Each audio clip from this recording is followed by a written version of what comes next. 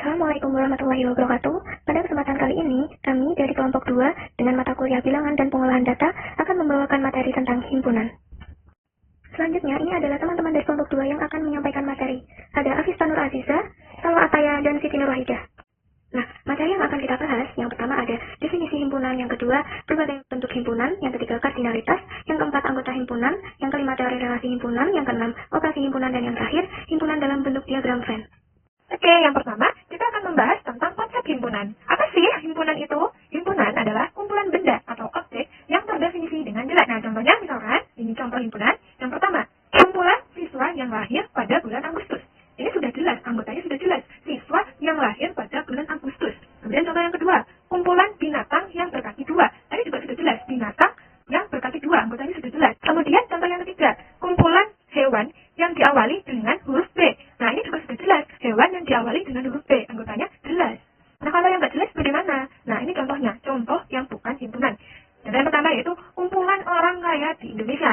Nah, ini tuh nggak jelas, siapa yang menilai kaya atau tidaknya? Kan setiap orang-orang mempunyai pendapat yang berbeda-beda. Kemudian contoh yang kedua, kumpulan kota-kota besar di Indonesia. Nah, ini juga demikian, kota besar itu kota besar yang mana? Siapa yang menilai besar atau tidaknya? Nah, itu kan relatif orang itu berbeda-beda dalam hal berpendapat.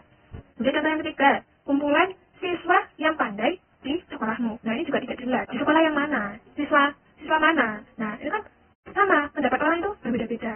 Oleh karena itu, ini merupakan bukan contoh himpunan.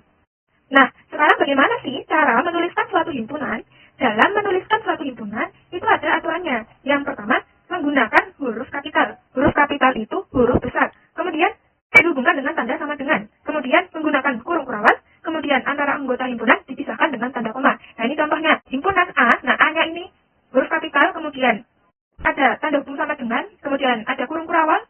Kemudian, antara anggota, antara Ruti, Tony, Ahmad, titik kotanya itu dipisahkan dengan tanda koma.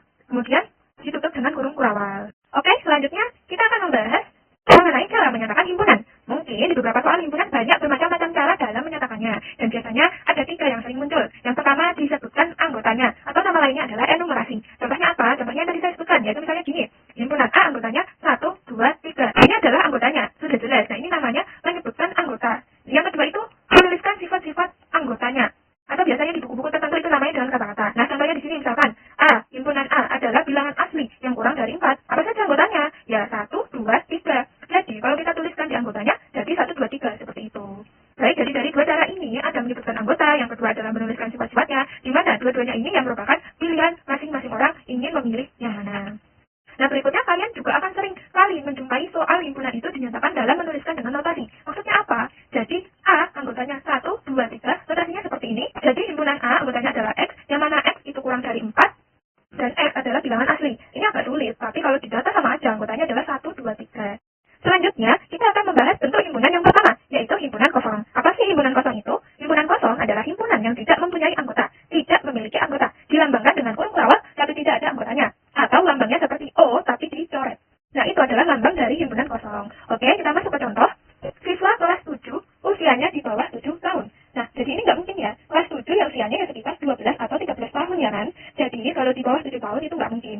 Artinya, A ini merupakan himpunan. Kenapa? Karena sudah jelas. Siswa kelas 7 usianya di bawah 7 tahun. Nah, ini merupakan himpunan. Tapi tidak mempunyai anggota. Jadi, bisa ditulis A itu adalah himpunan kosong. Seperti yang sudah saya tulis, A sama dengan kurung kurawal atau A sama dengan seperti huruf O tetapi dicoret. Kemudian, contoh yang kedua, yang B. Bilangan prima antara 24 dan 28. Nah, di antara 2 dan 28 itu ada angka apa saja? Yaitu ada angka 25, 26, dan 27. Nah, di mana ketiga angka tersebut bukanlah bilangan prima, sehingga ini tidak mempunyai anggota. Berarti ditulis kosong seperti itu. Bisa ditulis B sama dengan kurung kurawal atau B sama dengan seperti huruf O tetapi dicoret.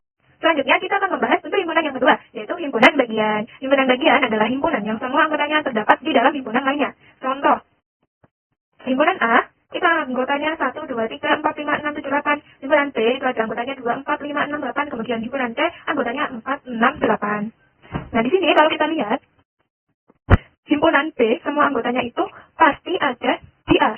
2, 4, 5, 6, 8.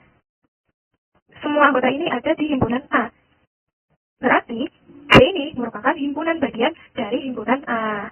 Lambangnya adalah seperti yang sudah tertulis di situ.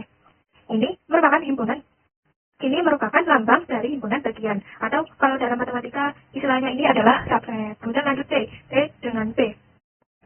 Himpunan semua anggota yang ada di himpunan D itu ada di himpunan P. 4, 6, 8 itu ada di himpunan D. Sehingga himpunan C ini merupakan himpunan bagian dari himpunan B. Kemudian kalau kita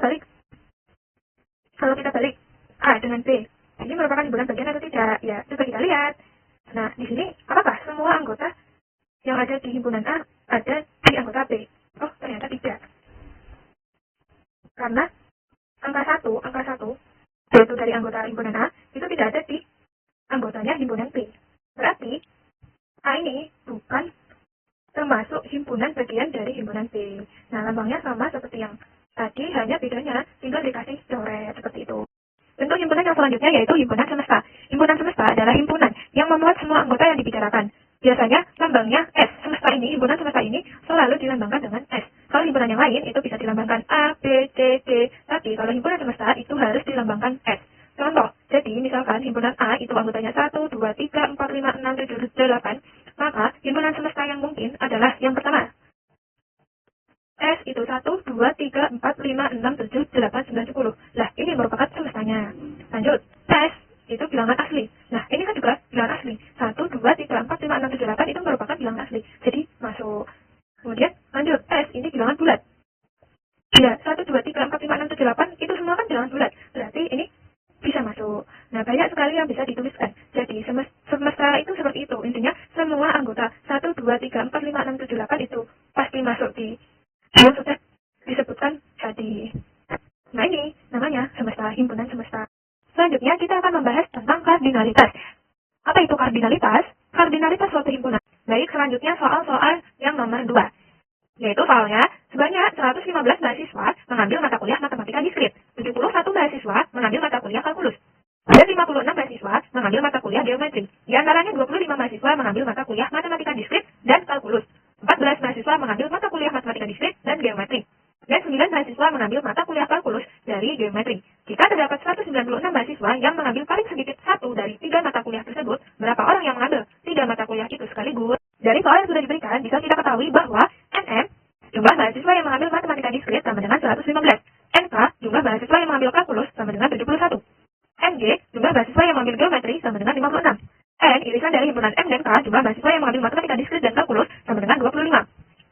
N, irisan dari himpunan M dan G sama dengan 14. Jumlah mahasiswa yang mengambil matematika diskrit dan geometri sama dengan 14. N, irisan dari himpunan K dan G sama dengan 9. Jumlah mahasiswa yang mengambil kalkulus dan geometri sama dengan 9. N, gabungan dari himpunan M dan K dan G, jumlah mahasiswa yang mengambil mata kuliah matematika diskrit dan kalkulus dan geometri atau kombinasi di antara mereka adalah 196. Nah, kemudian setelah itu kita gunakan prinsip inklusi eksklusi atau bisa disebut PIE.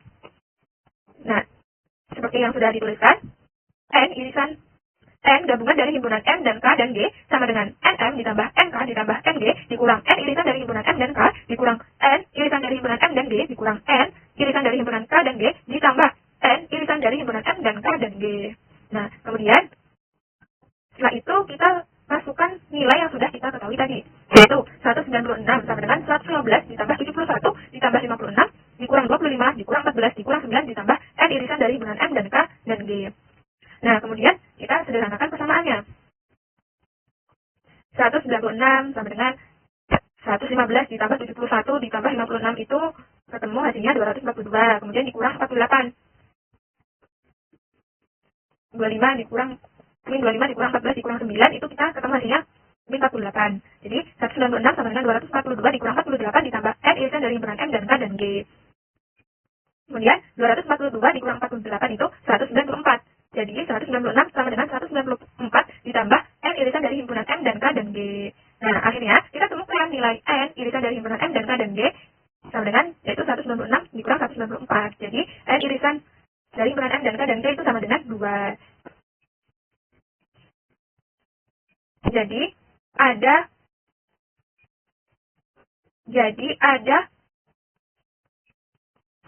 ada dua mahasiswa yang mengambil 3 mata kuliah itu sekaligus. Seperti itu. Didefinisikan sebagai jumlah elemen dalam suatu himpunan matematika.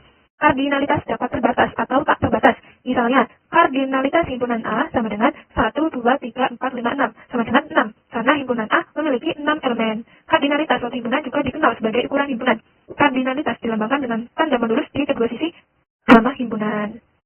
Kardinalitas suatu himpunan. Kardinalitas suatu himpunan adalah ukuran banyaknya anggota yang ada dalam himpunan tersebut. Kardinalitas suatu himpunan dirotasikan dengan nilai absolut. Kardinalitas sering dilambangkan dengan simbol Na atau A. Simbolnya bisa kita lihat ya pada layar tersebut. Misalnya, jika kita memiliki himpunan A sama dengan 1, 2, 3, 4, maka kardinalitas himpunan A adalah 4. Karena ada 4 elemen yang berbeda dalam himpunan tersebut. Jadi, dalam contoh ini, Na sama dengan 4 atau A sama dengan 4. Bisa kita lihat ya pada tulisan tersebut.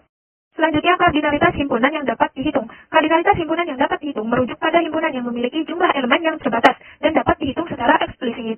Himpunan A disebut terhitung jika dalam kondisi A merupakan suatu himpunan berhingga, atau jika ada korespondensi satu-satu dari A sampai N, yaitu Na sama dengan N dalam kurung N besar.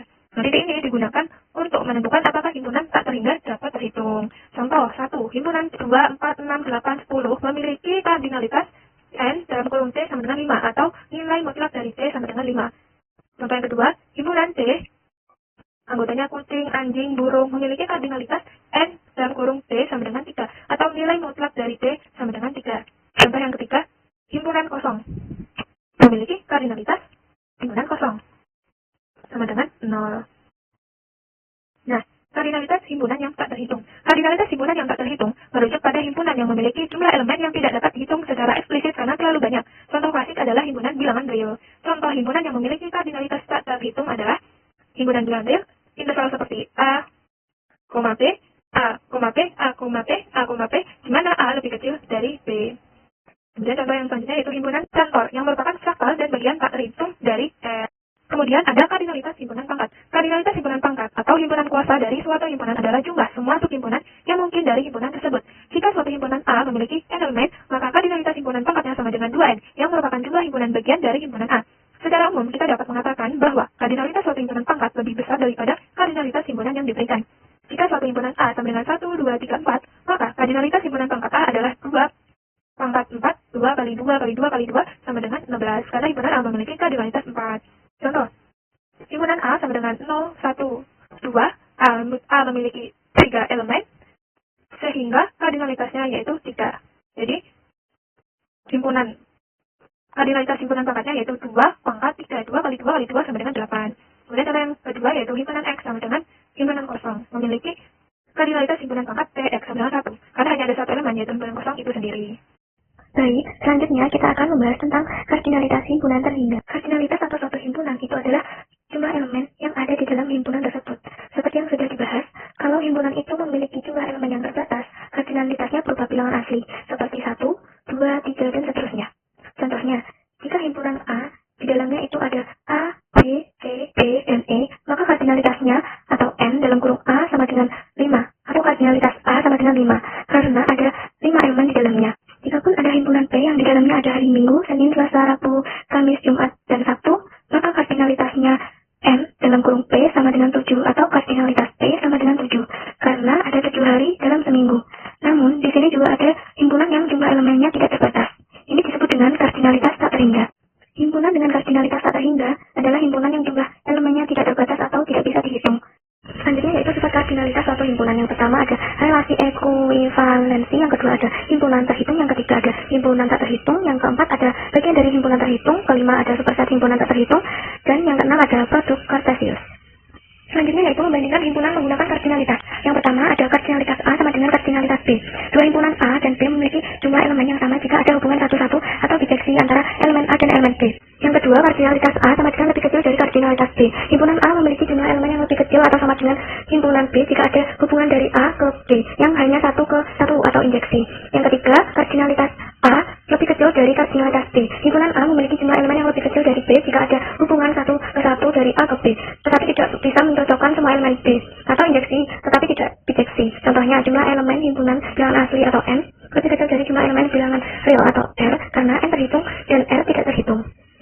Selanjutnya yaitu anggota himpunan. Anggota suatu himpunan itu dilambangkan dengan elemen atau huruf seperti E. Sedangkan yang bukan anggota himpunan itu dilambangkan dengan bukan elemen atau seperti huruf E pidoret. Suatu benda dikatakan sebagai anggota dari suatu himpunan jika benda tersebut termasuk atau ada di dalam himpunan tersebut. Contoh kecilnya itu seperti ada yang DPT, air,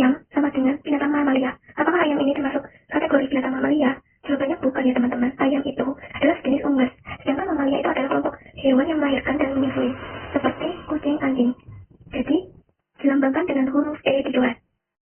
Selanjutnya yang nomor 2, yaitu 1990 sama dengan tahun Kabisat. Jawabannya adalah E dicoret, karena tahun 1990 itu bukan merupakan tahun Kabisat. Tahun Kabisat itu adalah tahun yang bisa dibagi 4. Kecuali jika tahun tersebut dapat dibagi 100, tapi tidak dapat dibagi 400. Tahun 1990 ini tidak memenuhi syarat tersebut, jadi bukan tahun Kabisat. Yang nomor 3, 1902 sama dengan huruf konsonan dalam abjad. Jawabannya adalah dicoret, karena dalam konteks ini 1902 itu bukan termasuk dalam huruf konsonan dalam abjad. Huruf konsonan adalah huruf selain vokal A, I, U, E, O dalam abjad seperti B, D, D, dan seterusnya. 1902 itu angka bukan huruf, jadi jelas ini bukan konsonan. Selanjutnya, huruf K sama dengan huruf konsonan abjad. Ini adalah benar, karena huruf K termasuk dalam kategori huruf konsonan dalam abjad. Dalam alfabet Indonesia, huruf konsonan adalah huruf-huruf yang bukan vokal A, I, U, E, O. Maka huruf K adalah salah satu huruf konsonan yang digunakan untuk menghasilkan suara konsonan ketika diucapkan. Selanjutnya, yaitu 12 sama dengan bilangan komposit. Nah, angka 12 ini termasuk dalam bilangan komposit, karena bilangan komposit adalah yang memiliki lebih dari 2 faktor pembagian, atau selain 1 dan bilangan itu sendiri. 12 itu memiliki faktor pembagi selain 1 dan 12, seperti 2, 3, 4, dan 6. Jadi, angka 12 ini adalah bilangan komposit. Jawabannya adalah E, atau elemen. Selanjutnya adalah teori relasi himpunan. Yang pertama ada relasi 1 ke 1.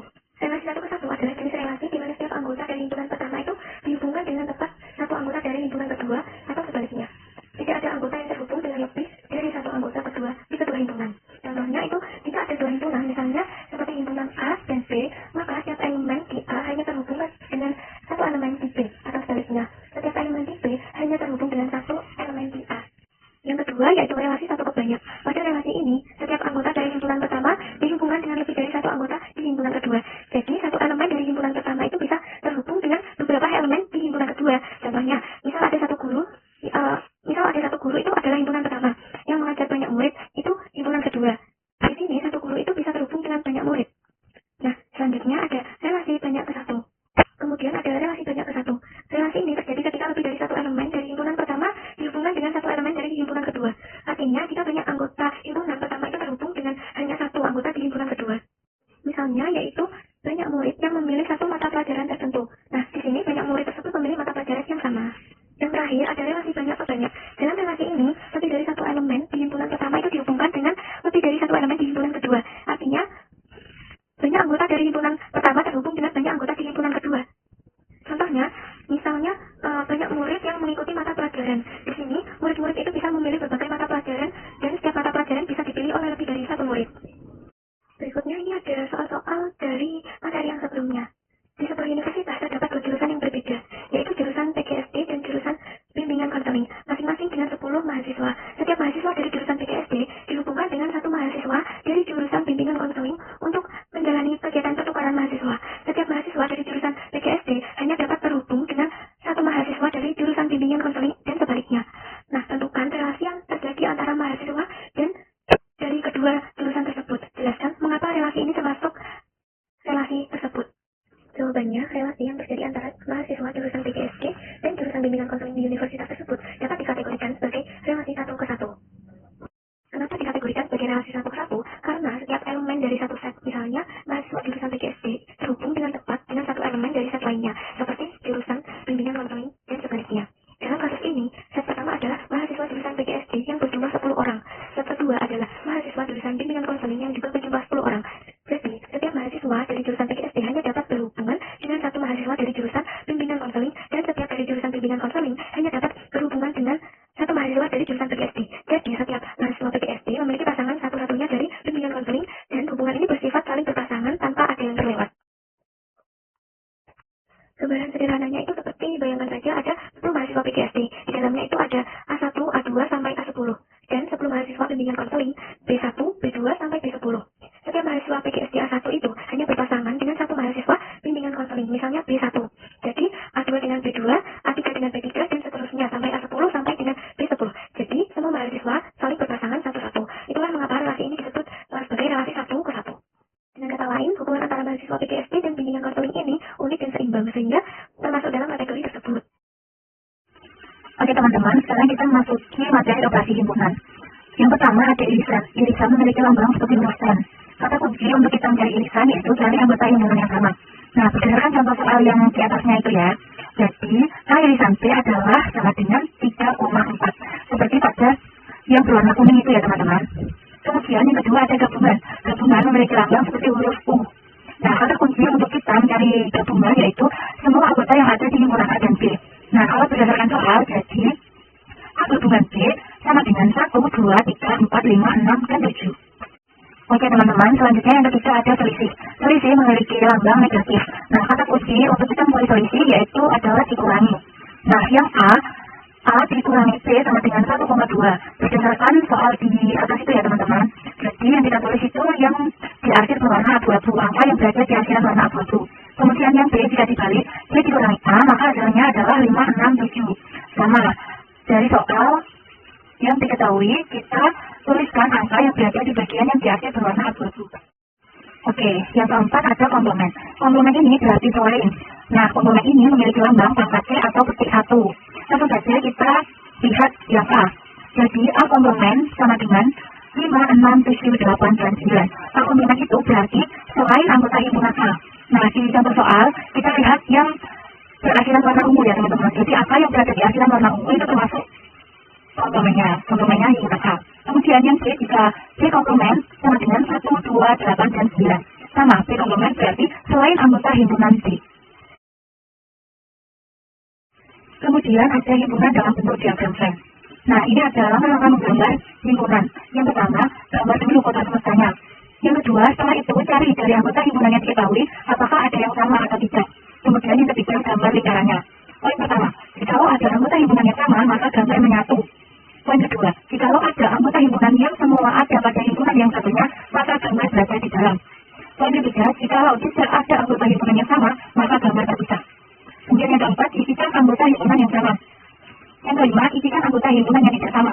Yang terakhir, yang keenam, isikan angka yang ada di semesta tetapi tidak terdapat di himpunan. Ditaruh di luar himpunan tetapi masih dalam satu semesta. Ini kalau di soal ada ya teman-teman. Oke, biar kita semakin paham gimana sih cara menggambar himpunan itu, langsung saja kita ke contoh soal yang pertama. Di situ diketahui semesta sama dengan 1, 2, 3, 4, 5, 6, 7, 8, dan 9. Kemudian himpunan A 1, 2, 3, 4 dan himpunan B 3, 4, 5, 6, 7. Sesuai yang sudah saya jelaskan di awal tadi, bahwa langkah pertama yaitu kita gambar dulu kota semestanya. Kemudian langkah yang kedua kita cari apakah ada himpunan A dan B yang sama. Ternyata ada, yaitu angka 3 dan 4. Setelah kita tahu ada angka yang sama, maka kita gambar lingkarannya. Karena ada yang sama, berarti gambar lingkarannya menyatu. Langkah selanjutnya yaitu kita isikan angka yang sama tadi di tengah-tengah, yaitu angka 3 dan 4. Setelah itu kita isi anggota himpunan A yaitu 1 dan 2 dan himpunan B 5, 6, 7. Nah, karena masih ada angka 8 dan 9 di dalam semesta tetapi tidak terdapat dalam himpunan, maka kita taruh di luar himpunan tetapi masih dalam satu semesta. Kemudian untuk contoh soal yang kedua yaitu diketahui semesta 1, 2, 3, 4, 5, 6, 7, 8, dan 9. Kemudian himpunan C 1, 2, 3, 4, 5, 6 dan himpunan D 4, 5, 6. Sama, langkah yang pertama yaitu kita gambar kotak semestanya dulu. Kemudian langkah yang kedua kita cari apakah dari himpunan C dan D ada angka yang sama. Ternyata ada, yaitu angka 4, 5, 6. Lalu kita gambar lingkarannya. Karena semua anggota himpunan C berada dalam himpunan P, maka himpunan D berada di dalam himpunan C. Nah, selanjutnya kita tulis angka yang berada dalam himpunan C, yaitu 4, 5, 6. Dan kita tulis angka yang berada dalam anggota himpunan C, yaitu 1, 2, 3. Nah, di sini juga masih ada angka 7, 8, dan 9 yang berada di dalam semesta yang diketahui tetapi tidak terdapat dalam himpunan. Jadi kita tulis di luar himpunan tetapi masih dalam satu semesta. Kemudian soal yang ketiga diketahui semesta 1, 2, 3, 4, 5, 6, 7, 8, dan 9. Kemudian himpunan A 1, 2, 3, 4, 5 dan himpunan L 6, 7, 8, 9. Langkah yang pertama sama, kita gambar dulu kotak semestanya, kemudian kita cari dari anggota himpunan K dan L apakah ada angka yang sama. Ternyata tidak ada. Lalu kita gambar lingkarannya terpisah karena tidak ada anggota himpunan yang sama. Lalu langsung kita isikan saja anggota himpunan K yaitu 1, 2, 3, 4, 5 dan anggota himpunan L yaitu 6, 7, 8, dan 9. Karena angka yang berada di semesta yang diketahui sudah tercantum dalam himpunan semua, maka tidak perlu ada angka yang berada di luar himpunan. Selanjutnya ada soal-soal. Yang pertama, dalam remaja Karang Taruna setelah dilakukan survei terhadap perkembangan olahraganya, diperoleh data sebagai berikut. 20 siswa gemar bola voli, 25 siswa gemar sepak bola, 23 siswa gemar bulu tangkis, 8 siswa gemar bola voli dan sepak bola, 10 siswa gemar bola voli dan bulu tangkis, 2 12 siswa gemar sepak bola dan bulu tangkis, 4 siswa gemar ketiganya, serta 2 anak tidak gemar ketiganya. Banyaknya remaja di dalam formulir tersebut adalah titik-titik. Langkah pertama yang dilakukan untuk mengerjakan soal tersebut adalah, karena ini ada 3 himpunan ya. Yang pertama adalah volley sepak bola dan bulu tangkis, maka kita cari anak atau siswa yang gemar ketiganya.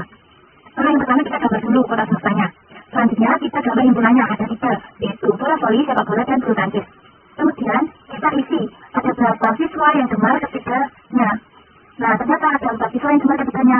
Lalu kita isikan di kolom yang sudah tersedia. Kemudian kita naik lagi ke atas. Ada 12 siswa yang gemar sepak bola dan bulu tangkis. Nah, kita cari lingkaran yang mencakup sepak bola dan bulu tangkis. Karena ada 12 siswa, di situ yang tertulis 4, berarti untuk menjadi 12 masih kurang 8 siswa. Kemudian kita naik lagi, ada 10 siswa gemar bola voli dan bulu tangkis. Kita cari lagi mana kotak atau lingkaran yang menyatu antara bola voli dan bulu tangkis. Nah, di situ sudah tertulis 4. Kalau ini 10, berarti untuk menjadi 10 kan kurang ditambah 6. Maka kita tulis angka 6. Kemudian ada 8 siswa gemar bola voli dan sepak bola. Kita cari lagi mana kolom yang menghubungkan antara bola voli dan sepak bola. Di situ tertulis 8 siswa. Di sini sudah tertulis 4 untuk menjadi 8, berarti masih kurang 4 siswa lagi. Kemudian ada 23 siswa gemar bulu tangkis. Kita cari mana lingkaran yang menyebutkan jumlah anggota himpunan bulu tangkis. Di situ sudah ada angka 6, 4, dan 8. Nah, untuk menjadi angka 23 berarti masih kurang 5 siswa lagi. Maka kita tuliskan angka 5. Kemudian ada 25 siswa gemar sepak bola. Nah, di situ sudah ada angka 4, 4, 8. Untuk menjadi 25, maka kita perlu menambahkan angka 9. Kemudian ada 20 siswa gemar bola voli. Nah, dalam himpunan bola voli itu sudah ada angka 4, 4, 6. Untuk menjadi 20 berarti masih kurang angka 6 lagi. Nah, ternyata ada juga anak yang tidak gemar ketiganya, yaitu ada 2 anak. Maka 2 anak itu kita tulis di luar himpunan tetapi masih dalam satu semesta. Jadi, total banyaknya remaja di dalam formulir tersebut adalah kita tinggal jumlahkan semuanya, yaitu 6 ditambah 4 ditambah 9 ditambah 8 ditambah 4 ditambah 6 ditambah 5 ditambah 2 sama dengan 44. Jadi, total semua remaja di dalam formulir tersebut adalah 44. Sekarang kita memasuki kesimpulan ya teman-teman, tidak terasa ya. Jadi, kesimpulan dari materi yang telah dipaparkan dapat disimpulkan bahwa tujuan mempelajari himpunan adalah untuk memahami konsep